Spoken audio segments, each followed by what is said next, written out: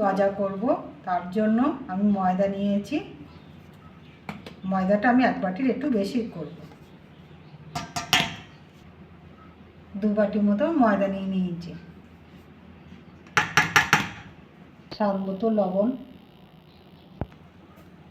সামান্য একটু কালো জিরে দিয়ে দেবো, ভালো করে মিশিয়ে নেব।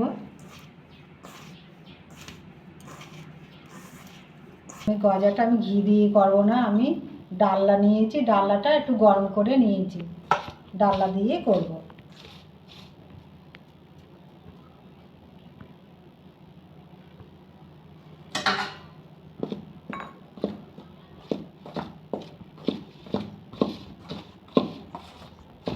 সবগুলো দিয়ে দিয়েছি।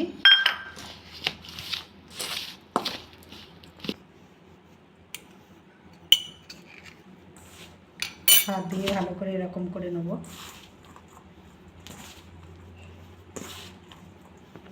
নিয়েছি, আর এরকম ডেলা করলে এরকম হবে, আর ভাঙলে গুঁড়ো হয়ে যাবে। মানে এটা আমার ভালো করে মেশানো হয়ে গেছে।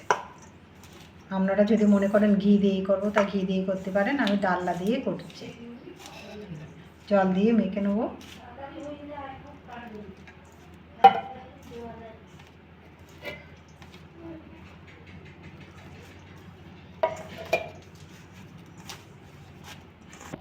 আমি ভালো করে মেখে নিয়েছি, আর এরকমই হবে, না মানে মোটা না হালকা, একটু শক্ত টাইপের।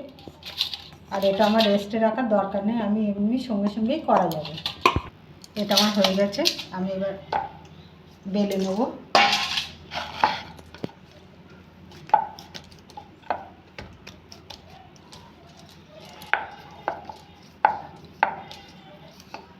বেলে নিয়েছি এরকম মোটা করে, আমি এবার কেটে নেব। আমি এটা লেয়ার করব না, এরকমই কেটে নেব।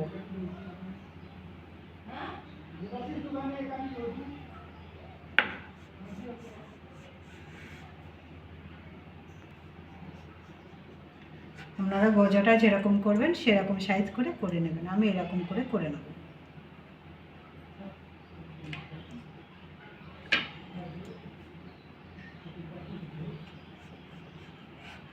সবগুলো আমার হয়ে গেছে, আমি এবার গ্যাসটা জ্বেলে নেব। গ্যাসটা জ্বেলে কড়াটা বসিয়ে দিয়েছি, আর কড়াটা গরম হয়ে গেছে। আমি এবার সাদা তেল দিয়ে দেব। তেলটা খুব গরম হয়নি, একটু হালকা হালকা গরম হয়ে গেছে। আমি এবার ভেজে নেব, আস্তে আস্তে দিয়ে দেবো।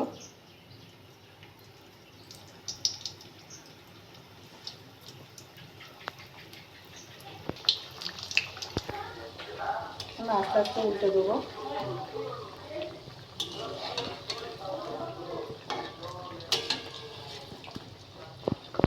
সবগুলো আমার হয়ে গেছে, আমি তুলে নেব। দেখুন কি সুন্দর হয়েছে।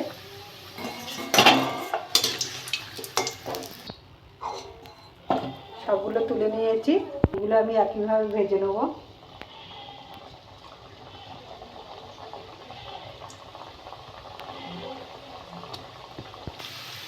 সবগুলো আমার হয়ে গেছে, তুলে নেব। সবগুলো তুলে নিয়েছি।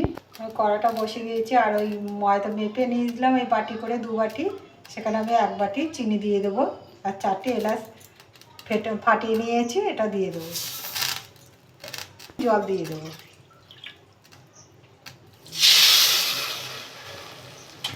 চিনির শিরাটা করে নেব। চিনির শিরাটা আমার হয়ে গেছে,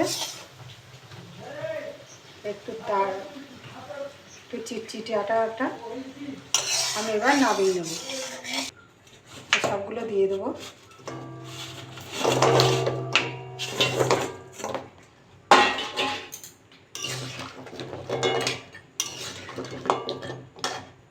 আমি 10 মিনিট রেখে দেবো। 10 মিনিট রেখে দিয়েছিলাম, আমি এবার তুলে নেব।